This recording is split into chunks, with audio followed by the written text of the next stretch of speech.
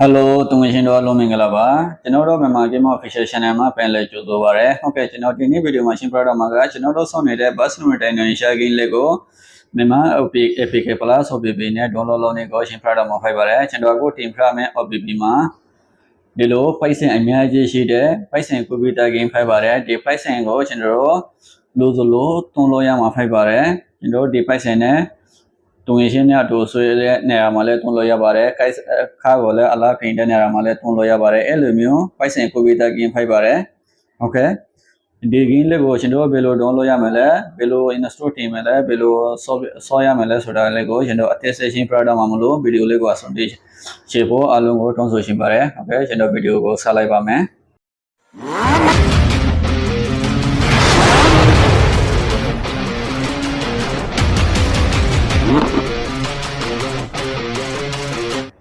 Okay အခုတော့ file လေးကို download လုပ်ဖို့တော့ကျွန်တော် video ကြီး comment ရတဲ့နေရာလေးကိုနည်းလိုက်ပါမယ်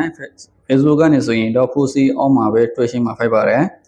YouTube ကနေဆိုရင်ဒီနေရာလေးကိုနည်းလိုက်ပါ video ကြီး comment ရတဲ့နေရာလေးကိုနည်းလိုက်ပါ Okay ဒီနေရာလေးဖိုက်ပါတယ်နည်းလိုက်မယ်ဆိုရင်အပေါ်ဆုံးမှာဒီလို link တစ်ခုတွေ့ရှိမှာဖိုက်ပါတယ်ဒီအပေါ်ဆုံးမှာဒီလို link တစ်ခုတွေ့ရှိမှာပါဒီမှာရှိတဲ့ link လေးကိုနည်းလိုက်ပါ Okay link လေးကိုနည်းလိုက်မယ်ဆိုရင်ကျွန်တော် website တစ်ခုပေါ်လာမှာဖြစ်ပါတယ်ဒီ website လေးကိုကျွန်တော် website လိုက်မယ်ဆိုရင် also လိုက်မယ်ဆိုရင်ကျွန်တော်အောက်မှာအနေရောင်နဲ့ download ဆိုပြီးတော့တွေ့ရှိမှာဖြစ်ပါတယ်ဒီနေရာမှာအနေရောင်နဲ့ download ဆိုပြီးတော့ရှိပါတယ် okay ဒီအနေရောင်နဲ့ရှိတဲ့ download နေရာလေးကိုနည်းလိုက်ပါ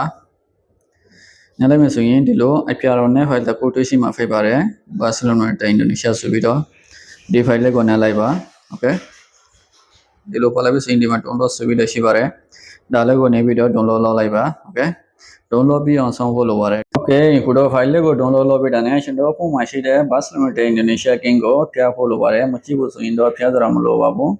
okay ဒါလည်းကိုပြလိုက်ပါ game လေးကိုပြလိုက်ပါမယ် okay ပြပြီးတော့ကျွန်တော် Jessica ကိုပွန်လိုက်ပါမယ်ဒီကတော့ Jessica ဖိုက်ပါတယ်Jessica ဖွင့်ပြီးတော့ဒီနေရာမှာ download ဆိုပြီးတော့ရှိပါတယ်ဒီနေရာမှာ download ဆိုပြီးတော့ရှိပါတယ်အဲ့ဒီ download ဆိုတဲ့ folder လေးကိုနည်းလိုက်ပါနေပြီးတော့ကျွန်တော်အခု download လုပ်ထားတဲ့ file လေးကိုချလိုက်ပါမယ် Okay file ကတော့ဒီ file ဖြစ်ပါတယ် Barcelona Indonesia version 4.1 APK Plus OBB OBB ဆိုပြီးတော့ဖိုက်ပါတယ်ဒီ file လေးဖိုက်ပါတယ်ဒီ file လေးကိုပြီး on ဆောင်ဖို့လိုပါတယ်မပြီးသေးဘူးဆိုရင်တော့ကျွန်တော်စာလို့လို့ရမှာမဟုတ်ပါဘူးအဲ့ဒါကြောင့်ပြီးတာနဲ့လောက်လိုက်ပါ Okay ကျွန်တော်ကကိုလောက်ရမှာကဒီ file လေးကိုနည်းလိုက်ပါမယ်နည်းလိုက်မယ်ဆိုရင်ဒီလိုစာပေါ်လာပါမယ်ဒီလိုစာထဲမှာကျွန်တော်ဒုတိယစာကြောင်းရှိတဲ့ sticker ဆိုတဲ့စာကိုနည်းလိုက်ပါဒုတိယနေရာမှာရှိတဲ့ sticker ဆိုတဲ့နေရာကိုနည်းလိုက်ပါ Okay ကျွန်တော်မှာ password ထုံးနေမှာဖိုက်ပါတယ် password ကကျွန်တော်အပေါ်မှာရေးပေးထားတဲ့အတိုင်းtexture ရေးလိုက်ပါ Okay မှန်သွားမယ်ဆိုရင်လို့ရမှာမဟုတ်ပါဘူး Okay password ရေးပြီးတာနဲ့ကျွန်တော် okay ရှိပါတယ် okay လေးကိုနည်းလိုက်ပါဒါလေးကိုပြီးအောင်ဆောင်းလိုက်ပါ Okay ပြီးတော့ပြီဆိုရင်ကျွန်တော်အပေါ်ဆုံးမှာ folder တစ်ခုပေါ်လာပါပြီအဲ့ဒီ folder ကိုရှာလိုက်ပါမယ်ဒီ folder လေးဖိုက်ပါတယ် Barcelona Indonesia version 4.1 ဆိုပြီးတော့ဒီ folder ဖိုက်ပါတယ်အဲ့ဒီ folder လေးကိုနည်းလိုက်ပါဒီ folder လေးကိုနည်းလိုက်ပါနည်းလိုက်မယ်ဆိုရင်ဒီမှာ gain နဲ့ကိုနဲ့ file တစ်ခုတွေ့ရှိမှာဖိုက်ပါတယ် OBB file တစ်ခုတွေ့ရှိမှာဖိုက်ပါတယ်အရင်ဆုံးအပေါ်ဆုံးမှာရှိတဲ့ all maps ဆိုပြီးတော့ရှိတဲ့ game ကို install တင်လိုက်ပါမယ်အပေါ်ဆုံးဟာကိုအရင်ဆုံး install တင်ပါမယ် okay နည်းလိုက်မယ်ဆိုရင်ဒီလိုပေါ်လာပါမယ်ဒီလိုပေါ်လာပြီဆိုရင်ဒီမှာ install ဆိုပြီးတော့ရှိပါတယ်အဲ့ဒီ install ဆိုတဲ့ဟာကိုနည်းလိုက်ပါမယ် okay ဒီနေရာမှာခဏဆုံးဖို့လိုပါတယ်ကျွန်တော် install တင်ဖို့တော့ဆုံးဖို့လိုပါတယ် Okay ဒီလိုပေါ်လာပြီဆိုရင်ဒီမှာ install ဆိုပြီးတော့ရှိပါတယ်အဲ့ဒီနေရာလေးကိုနည်းလိုက်ပါ Okay ဒီနေရာမှာလည်းနည်းနည်းကြာအောင်မှာဖိုက်ပါတယ်ဆောင်းလိုက်ပါ Okay install တင်ပြီဆိုရင်ဒီလိုပေါ်လာပါမယ်ဒီလိုပေါ်လာပြီဆိုရင်ဒီမှာ open ဆိုပြီးတော့ရှိပါတယ် open ဆိုပြီးတော့ရှိပါတယ်ဒီ open ဆိုတဲ့နေရာကိုနည်းလိုက်ပါ Okay ဒီလိုပေါ်လာပါမယ်ဒီလိုပေါ်လာပြီဆိုရင်ဒီနေရာလေးကို arrow နည်းလိုက်ပါ Okay arrow လေးနဲ့ပြီးတော့ ဒီလိုဖော်လာပါမယ်ဒီလိုဖော်လာပြီဆိုရင်ဒီနေရာမှာခဏဆောင်းလိုက်ပါ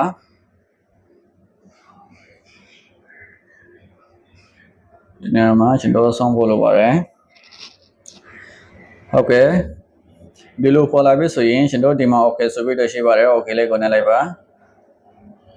โอเคပြန်ပြီးတော့ Jessica 1ထွားပါမယ် Jessica 1ထွားပြီဆိုရင်ကျွန်တော်ဒုတိယ gain ရှိတဲ့ Bisect 32ဆိုပြီးတော့ရှိတဲ့နေရာကိုနဲ့ gain ကိုနှိပ်လိုက်ပါမယ်โอเคဒုတိယ gain ကိုနှိပ်လိုက်ပါမယ်ဘယ်နှိပ်လိုက်မယ်ဆိုရင်ဒီလို install ဆိုပြီးတော့ပေါ်လာပါမယ်အဲ့ဒီ install ကိုနှိပ်လိုက်ပါဒီနေရာမှာလည်းကျွန်တော်ဆောင်းဖို့လိုပါတယ်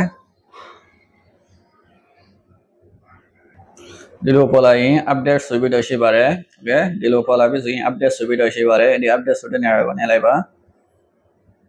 โอเคဒီနေရာမှာလည်းဆောင်းဖို့လိုပါတယ်နည်းနည်းချအောင်မှဖိပါတယ်โอเคဒီလိုပေါ်လာပြီဆိုရင်ကျွန်တော်ဒီတက်ကာကတော့ down ဆိုတဲ့နေရာလေးကိုပဲနှိပ်လိုက်မှဖိပါတယ်โอเค down ဆိုတဲ့နေရာကိုနှိပ်လိုက်ပါโอเคအခုအဲ့ဒါနေပြီးတော့ဒီလိုနေပြီးတော့ကျွန်တော်အခုစားလောက်ရမှာကတော့အောက်မှာရှိတဲ့ OBB file လေးကိုရှာခိုင်းပြီးတော့နှိပ်ရမှာဖိပါတယ်အောက်မှာရှိတဲ့ OBB file ကိုကျွန်တော်ရှာခိုင်းပြီးတော့နှိပ်လိုက်ပါโอเคဒီလိုစာပေါ်လာပါမယ်ဒီလိုစာပေါ်လာပြီဆိုရင်ဒီမှာ copy ဆိုပြီးတော့ရှိပါတယ် copy ဆိုတဲ့စာကိုနှိပ်လိုက်ပါမယ်โอเค copy နဲ့တွားရမှာဖိပါတယ် copy ကိုနှိပ်လိုက်ပါနှိပ်ပြီးတော့အပေါ်ဆုံးမှာဒီနေရာလေးကိုနှိပ်လိုက်ပါโอเคအပေါ်ဆုံးမှာရှိတဲ့ဒီနေရာလေးကိုနှိပ်လိုက်ပါနှိပ်ပြီးတော့ဒီလိုပေါ်လာပြီဆိုရင် device ဆိုတဲ့စာကြောင်းလေးကိုနှိပ်လိုက်ပါโอเคdevice ဆိုတဲ့စာကြောင်းလေးကိုနှိပ်လိုက်ပါဒီလိုပေါ်လာပြီဆိုရင် interest ဆိုပြီးတော့ရှိတဲ့ folder ကိုနှိပ်လိုက်ပါโอเค interest ဆိုတဲ့ folder ကိုနှိပ်လိုက်ပါဒီလိုပေါ်လာပြီဆိုရင် OBB ဆိုပြီးတော့ folder တစ်ခုရှိပါတယ်အဲ့ဒီ OBB folder ကိုနှိပ်လိုက်ပါโอเคဒီလိုပေါ်လာပြီဆိုရင်ရှင်တို့ဒီနေရာမှာ Bus Limited Indonesia ကင်းရေး logo နဲ့ file တစ်ခုရှိပါတယ်ဒီ folder ကိုနှိပ်လိုက်ပါโอเคအခုတော့အောက်မှာရှိတဲ့အဝိုင်းပုံစံလေးကိုနှိပ်လိုက်ပါမယ်โอเคအောက်မှာရှိတဲ့အဝိုင်းပုံစံကိုနှိပ်လိုက်ပါโอเคဒီလိုပေါ်လာပါပြီဒီလိုပေါ်လာပြီဆိုရင်ကျွန်တော်အခု gain လေးကိုပွန်ချလိုက်ပါမယ်โอเค gain ပွန်လာပါပြီကျလိုက်ပါဒီလို sample တော့မှာဖိုက်ပါတယ်ဒီလိုပေါ်တော့ပြီဆိုရင်ကျွန်တော်ဒီမှာ choice ဆိုပြီးတော့ရှိပါတယ်ဒီနေရာလေးကိုနှိပ်လိုက်ပါโอเคနောက်ပြီးတော့ဒီလိုပေါ်လာပြီဆိုရင်ကျွန်တော် use this folder ဆိုပြီးတော့ရှိပါတယ်အဲ့ဒါကိုနှိပ်လိုက်ပါနောက်ပြီးတော့ဒီနေရာမှာ hello ကိုနှိပ်လိုက်ပါโอเคပြန်ပြီးတော့ gain 1တော့မှာဖိုက်ပါတယ်ဒီလို gain 1တော့မှာဖိုက်ပါတယ်ဒါကတော့ Python လေးခုပေးတာဖိုက်ပါတယ်နော် BB လေးဖိုက်ပါတယ်ဒီ Python က Python ခုပေးတာကတော့ဘယ်လိုလဲဆိုရင်ကျွန်တော်ဒီ Python နဲ့ကျွန်တော်ခါလဲဝယ်လို့ရမယ်ခါ driver လဲဝယ်လို့ရမယ်နောက်ပြီးတော့ခါရေးအလားကိုလည်းပြင်ဆင်လို့ရပါတယ်နောက်ပြီးတော့ donation နဲ့ auto mount တဲ့နေရာမှာလည်းကျွန်တော်ဒီ Python လေးကိုသွင်းပြီးတော့ mount လို့ရမှာဖိုက်ပါတယ်ဟုတ်ကဲ့ဒါကတော့အဲ့ဒါကြောင့်အားလုံးအစာပြေပါတယ်ကဲဒီ Python ကဘယ်လိုရမယ်လဲဆိုရင်ကျွန်တော်ဒီနေရာမှာစိုးပုံစံနဲ့ရှိတဲ့စိုး logo ပုံစံနဲ့ရှိတဲ့နေရာလေးကိုနှိပ်လိုက်မယ်ဆိုရင်အပေါ်မှာအစင်းရောင်နဲ့အဲ့ဒီ Python ဝေတဲ့နေရာလေးကိုနှိပ်ခိုင်းမှာဖိုက်ပါတယ်ကျွန်တော်ကတခါယူထွားပြီဆိုတော့အဲ့ဒါလေးကိုမပေါ်တာဖိုက်ပါတယ်အဲ့ဒီအစင်းရောင်ပေါ်မှာနှိပ်လိုက်မယ်ဆိုရင်တင်းက Python ကတော့အနည်းဆုံး10နေရာရောရမှာဖိုက်ပါတယ်အဲ့ဒီ Python လဲကျွန်တော်ထုံးရှင်တဲ့နေရာမှာထုံးလို့ရပါအောင်ဖိုက်ပါတယ်ခဏရအနောက်ရခဏပေါ်လာပဲမဲ့ကျွန်တော်ပြင်ပြီးတော့ဝင်သွားမယ်ဆိုရင်အဲ့ဒီအနောက်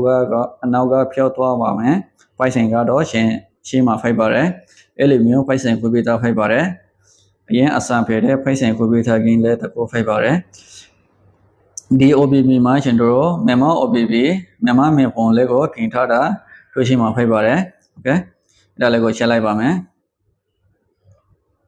โอเคmemo မြေပုံလေးပြင်ထားပါတယ်ဘာဖြစ်လို့အနေကြီးမပြင်ထားလဲဆိုရင်ကျွန်တော်တင်းမချခင်2026အတွင်း update အထိုက်လာအောင်မှာမလို့ကျွန်တော် memo မြေပုံကိုပဲကျွန်တော်ပြင်ပြီးတော့တင်နေတာဖိုက်ပါတယ်โอเคချက်လိုက်ပါ memo မြေပုံupdate ဇုံပြင်ထားပါတယ်နောက်ပြီးတော့တင်းမချခင်လာအောင်မဲ့ update မှာမြေပုံကိုလည်း2 shape ဖဲမှာဖိုက်ပါတယ်နောက်ပြီးတော့ gain ကိုလည်းအမျိုးမျိုးဖောင်းထွားမှာဖိုက်ပါတယ်အဲ့ဒါကိုစွမ်းမြောင်ဖို့အလုံးကိုထောင်းဆိုရှင်ပါတယ်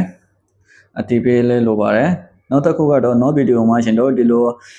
Bus Limited Indonesia ကမှာဘယ်ကမှဆို3သင်္ကပဲ55 6သင်္ကပဲ55အားလုံးမှာဒီလိုမြန်မာအလန်နဲ့ကြားနေရတာလေးကိုမြန်မာအလန်ထည့်ပြီးတော့ မနောက်လို့ရမယ် file လေးကိုဘယ်လိုထည့်ရမလဲဆိုတာတင်ပြဖို့ရှိပါတယ်အဲ့ဒါကြောင့်ကျွန်တော် channel ဖိုင်တဲ့မြန်မာ Game Official Channel လေးကို subscribe လုပ်ပြီးတော့ကျွန်တော်ဗီဒီယိုတင်တိုင်းတွေ့ရှိနိုင်အောင်အလွယ်ကူဆုံးတွေ့ရှိနိုင်အောင်ဘယ်နားမှာရှိတဲ့ column ကိုလည်းနေပြဖို့တောင်းဆိုချင်ပါတယ်ဟုတ်ကဲ့အားလုံးကိုကျေးဇူးတင်ပါတယ်